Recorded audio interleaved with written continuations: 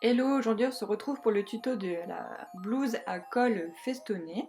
Je me suis basée sur la blouse Pinta de Monatio. Donc dans un premier temps, je suis venue décalquer la pièce du dos et notamment la partie supérieure.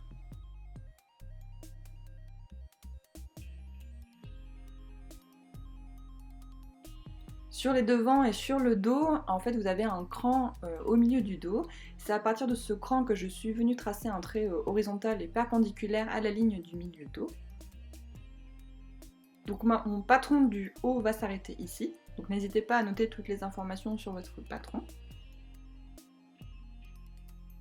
Je viens ensuite découper ma pièce décalquée.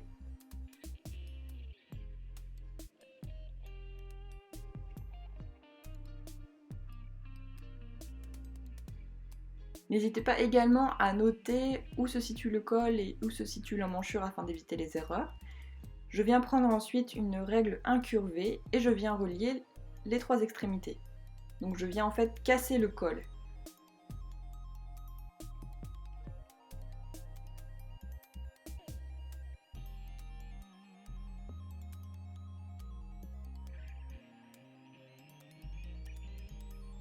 Je place ensuite en dessous une partie de feuille de papier de soie ou de film plastique. Je viens scotcher.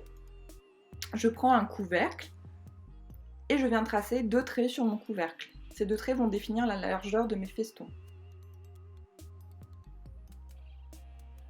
Je place ensuite ces deux traits sur la ligne d'encolure, donc n'hésitez pas à laisser 0,5 à 1 cm de marge par rapport au premier feston.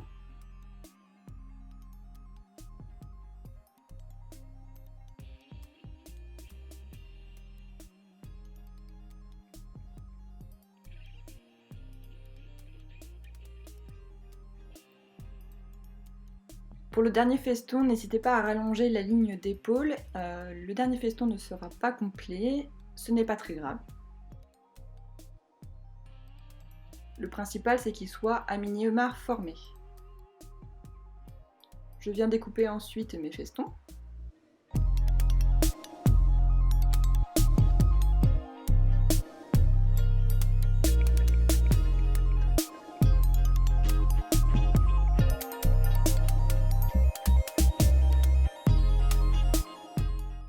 Je viens ensuite créer ma bande d'encolure, donc pour cela je recopie mes festons sur une feuille de papier de soie ou sur du film plastique.